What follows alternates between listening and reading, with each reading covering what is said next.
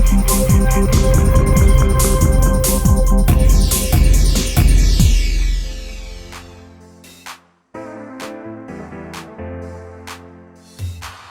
des solutions. C'est-à-dire que vraiment, quand on a une entreprise qui vient à nous, la problématique, elle peut être très variée. Ça peut être une création de site internet, comme partager avec des équipes de manière plus efficace. C'est vraiment très, très varié. Et c'est ce qui a fait que je suis passée avant, je m'appelais Shaman Consulting, parce que je faisais que du conseil aux entreprises. Et très vite, je me suis rendu compte que l'aide que je pouvais leur apporter, elle était vraiment très large et elle n'était pas que sur la partie technique, donc avec les outils, elle était surtout, et je pense que c'est ce qui prend tout son sens pour moi, c'est sur la partie humaine. Donc vraiment, l'accompagnement des dirigeants aujourd'hui, pour moi, c'est quelque chose de primordial. Être le bras droit des dirigeants, voir le réflexe que doivent avoir les dirigeants lorsqu'ils ont une problématique. Voilà, aujourd'hui, nous, on est capable, avec Shaman Solutions, de réfléchir avec eux, de leur apporter un regard avec du recul. Et c'est vraiment ça qu'on met en avant.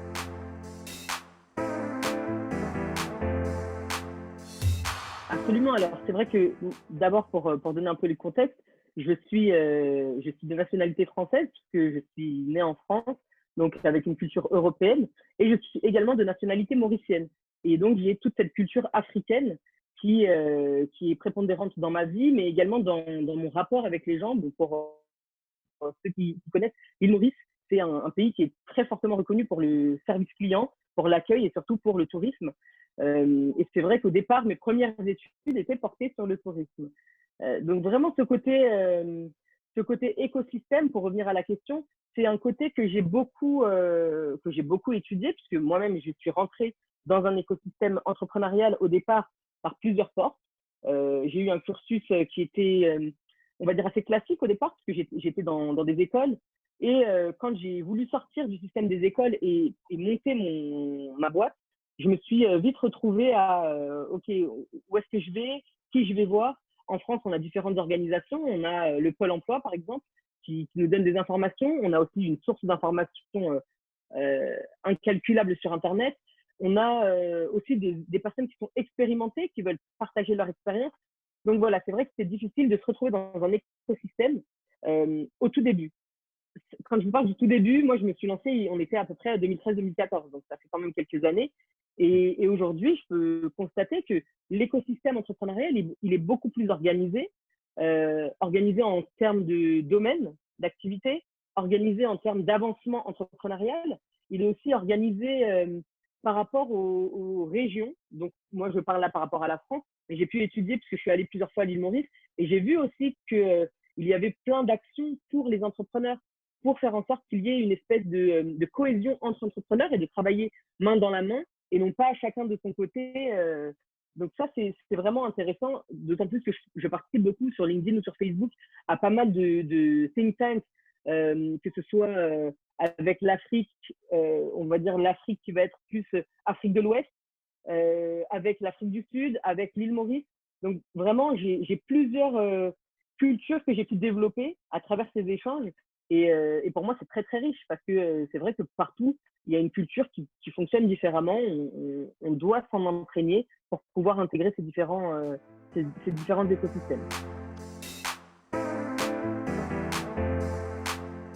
C'est important pour moi et indispensable de multiplier les actions avec d'autres continents et notamment l'Afrique d'où je viens. Donc oui, bien sûr que ça fait partie de mes plans. J'ai d'ailleurs des personnes de mon entourage, de ma famille aussi, qui viennent de l'île Maurice, qui se sont répandues sur le continent européen et avec qui on réfléchit souvent à comment est-ce qu'on va réussir à ramener nos connaissances, nos compétences. D'ailleurs, on le fait déjà quelque part, parce que on a d'autres business avec lesquels on travaille à distance.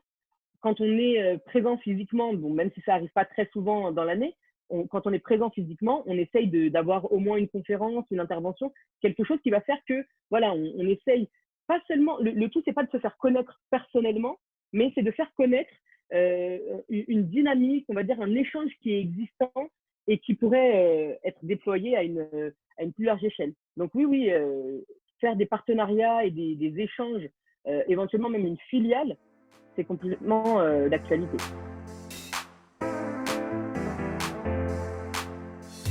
Alors l'impact, parler de manière pragmatique, c'est effectivement des contrats qu'on a perdus, des événements qui devaient se faire qui ne se sont pas faits, qui sont reportés, mais à quand, on ne sait pas. Ça, c'est pour la partie, on va dire, un petit peu sombre. Maintenant, pour la partie plutôt positive, ce que je ne vous ai pas dit au début, c'est que je suis entrepreneur, je suis également professeur au lycée et à l'université. Et pour moi, ce qui est important de noter, c'est que ça a permis d'accélérer la transformation digitale, pas uniquement des élèves, parce que les élèves sont assez habitués à toutes ces nouvelles technologies, mais surtout de tous les collègues, c'est-à-dire de tous les autres professeurs, de l'administration. Ça veut dire que dans le système entrepreneurial, c'est la transformation digitale aussi de nos clients. Donc, les clients que j'ai actuellement, j'ai pu leur dire, OK, bon, bah, vous inquiétez pas, on va utiliser tel outil, on va gérer le projet de telle manière, on va faire des conférences. Il y en a à qui j'ai dû faire des formations pour utiliser Zoom, par exemple, des formations pour utiliser FaceTime. Comment est-ce qu'on allait partager un écran avec Skype? Voilà, ce sont des petites choses pour des gens qui ont l'habitude d'utiliser ces moyens technologiques de conversation vidéo, pas de problème. Et pour les personnes qui ont toujours repoussé l'échéance, il fallait les rassurer. Donc oui, moi, ça m'a, je suis vraiment, je suis vraiment contente d'avoir trouvé, d'avoir pu prendre les choses de ce côté-là et de ne pas être resté concentré sur la perte. Finalement, le gain, c'est qu'aujourd'hui, on est dans une ère où tout a changé et tout va changer en termes d'échanges professionnels. Il n'y a plus besoin de se déplacer autant qu'avant. Donc, on fait tous des économies de temps. Et comme vous le savez, comme tu le sais, Moustapha, pour moi, le temps, c'est indispensable de bien le gérer.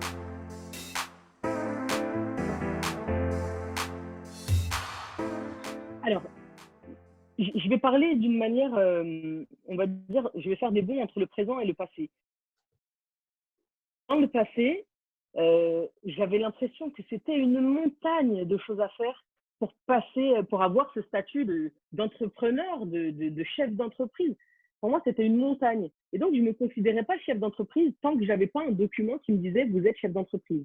Avec le recul maintenant, je ne sais pas comment ça se passe du côté de chez toi. Ici en France, pour être auto-entrepreneur, on fait quelques clics sur Internet et c'est réglé. Donc ouais, j'ai envie de dire aux entrepreneurs qui nous écoutent et qui sont en train de se lancer, finalement, être entrepreneur, c'est pas sur le papier, c'est pas une question de papier, c'est vraiment un état d'esprit dans lequel on est déjà dans la débrouille constamment. On a toujours une solution, un moyen d'arriver à nos fins. On va trouver une solution. Et ça, c'est vraiment, si tu veux être quelqu'un qui trouve des solutions, tu ne peux pas voir la difficulté uniquement. Et tu vas au contraire regarder cette montagne de choses à faire comme, comme une opportunité. Et c'est vraiment un reflet, en fait, si tu veux, il y a un peu je suis en train de lire un bouquin en ce moment où on parle de ça et ça te dit que tu es le reflet finalement de la montagne. Donc, tu es le reflet en fonction de comment tu te sens intérieurement, la positivité que tu vas avoir, etc. Ce que tu auras à faire, quoi que ce soit, hein, ça peut être de s'enregistrer en tant qu'entrepreneur ou ça peut être une chose à faire toute simple, mais le reflet de la chose que tu auras à faire, ça va être en fonction de ton état d'esprit. Donc vraiment, j'ai envie de vous dire, mettez de la légèreté dans votre état d'esprit parce que oui, il y a des choses qui sont difficiles, mais c'est en faisant des petites choses bout à bout qu'on y arrive. C'est pas en contemplant la masse de choses à faire en se disant ah mais je vais jamais y arriver. Non, c'est vraiment voilà, faites des petites actions, aussi petites qu'elles soient, ça contribuera à arriver à vos fins. Et d'ailleurs, c'est un conseil que je m'applique encore. Hein.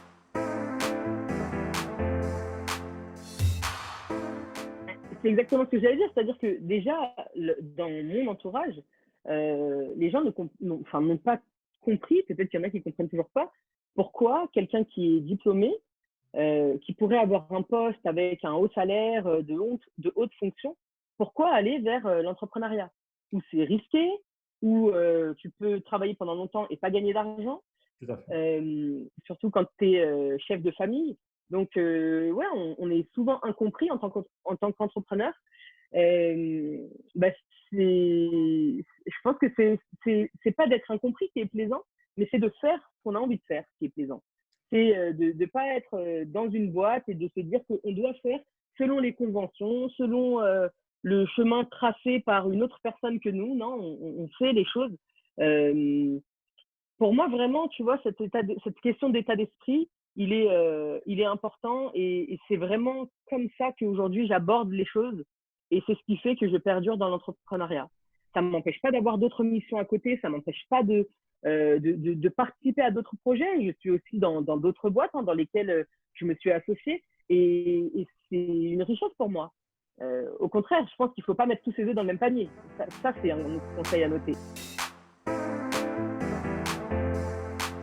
Alors, pas pour prêcher pas pour défendre ma paroisse, mais vraiment pour moi, il y a quand on parle de digital, ça veut tout dire et rien dire aujourd'hui. Il y a quelques années, ça ne voulait pas tout dire et rien dire. On savait de quoi on parlait, même si c'était flou, mais c'était beaucoup moins flou qu'aujourd'hui. Aujourd'hui, tout est digital, tout peut l'être en tout cas.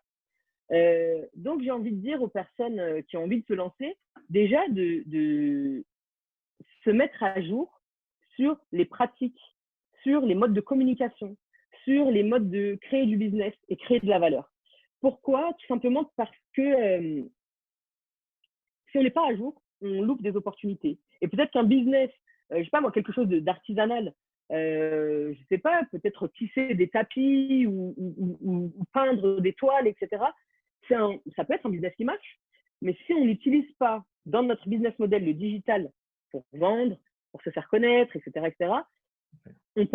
on perd quelque chose. Donc, il y a un vrai manque à gagner. Donc, vraiment, le premier conseil que je dirais, c'est peut-être se mettre à jour sur l'utilisation des outils numériques aujourd'hui, c'est-à-dire d'aller surfer sur Internet, de regarder. Si on n'est même pas capable de surfer sur Internet, il faut se mettre à jour, il faut se renseigner. On a beaucoup de gens qui ne savent pas encore utiliser les outils Internet, mais aussi même un ordinateur. Il y a des personnes pour qui, et là on l'a vu en France, nous, avec le Covid, sur notamment des élèves qui sont très forts pour aller sur Instagram et tout, mais quand il fallait mettre un fichier Word en pièce jointe, l'élève ne savait pas faire. Donc, essayer de voir les basiques, ça, c'est une chose. Mais ça ne peut pas prendre tout ton temps, ça. Ça peut prendre une partie de ton temps. Tu sais que tu dois te perfectionner dans ça. Ensuite, tu parlais tout à l'heure des déceptions et je vais l'utiliser ça pour répondre à ta question. Les déceptions, c'est un tremplin dans la vie. Et dans la vie, on en aura plein. Et ça, on doit, en tant que jeune entrepreneur, tu sais que quand tu ouvres la porte de l'entrepreneuriat, tu sais que d'emblée, tu dois t'attendre à ta prochaine déception. Ça peut être, la déception, elle peut être d'un domaine d'activité, d'une idée reçue. Ça peut être aussi la déception d'une personne. Moi, ce que j'ai envie de dire, c'est que en tant qu'individu, en tant que personne, en tant qu'entrepreneur ou en tant que quoi qu'on soit, on est les seuls responsables de cette déception. Quand je dis qu'on est les seuls responsables, c'est-à-dire qu'en fonction de comment je vais prendre cette déception, je vais mener une action derrière. Et donc, si mon action derrière, elle est de me morfondre et de me lamenter sur cette déception, effectivement, je suis encore en train de perdre du temps et en train de donner de l'importance à cette déception. Maintenant, si cette déception, je l'aborde avec, c'est pas seulement de la positivité, mais c'est aussi beaucoup de stratégie, je dirais. Ok, là, ça n'a pas marché, donc ça, je l'élimine, je le classe, j'avance sur autre chose. Peut-être que même je vais prendre le risque d'aller sur quelque chose de complètement nouveau, quelque chose de complètement inconnu, mais il faut y aller. Parce que c'est ça aussi, c'est que les domaines d'activité dans lesquels on n'ose pas aller, parce qu'on n'y connaît rien, parce que voilà, la peur nous tétanise et nous paralyse. Finalement, c'est peut-être dans ceux-là qu'il y a des choses à faire. Je vais te donner quelques exemples de domaines d'activité. Donc, en ce moment, c'est très tendance, tout ce qui va être dropshipping ou trading. Bon, on sait que ça existe, mais en ce moment, c'est très tendance. Moi, personnellement, j'y connais absolument rien. Bon, dropshipping, évidemment, si, parce que dans le digital, forcément, quand on fait un peu de référencement, etc., on s'y connaît. Mais tout ce qui va être le trading et tout, moi, j'y connais rien. Pourtant, j'ai plein de gens qui m'abordent en me parlant de ça. Je ne dis pas que c'est un domaine où il faut aller ou il ne faut pas aller. Je me dis juste que, attends, on va voir ce qui se passe dans ce domaine-là. Par curiosité, je vais me renseigner, je vais écouter, je vais surtout écouter les retours d'expérience. Et ça, c'est aussi une chose à faire en tant qu'entrepreneur quand vous démarrez, gagner du temps. Il y a eu des gens qui ont fait ce que vous voulez faire avant vous, très souvent, à part si c'est une innovation vraiment qui tombe de je ne sais où. Mais sinon, utilisez le retour d'expérience des personnes qui ont été là avant vous, qui ont marché sur ces plates-bandes-là, ça vous fera gagner du temps forcément. Il y a toujours des choses à apprendre. Et ben, le dernier mot que je vais dire, c'est juste de rajouter un conseil pour les entrepreneurs. Mmh. C'est que on parlait tout à l'heure des différents domaines qui pourraient être porteurs, etc. en tant qu'entrepreneur. Il y a une chose à faire avant tout, c'est de vous assurer de l'adéquation entre vos idées et vous-même. Donc, de vous assurer que aujourd'hui, vous, c'est quelque chose que vous pouvez porter, que vous avez envie vraiment profondément de porter. Voilà.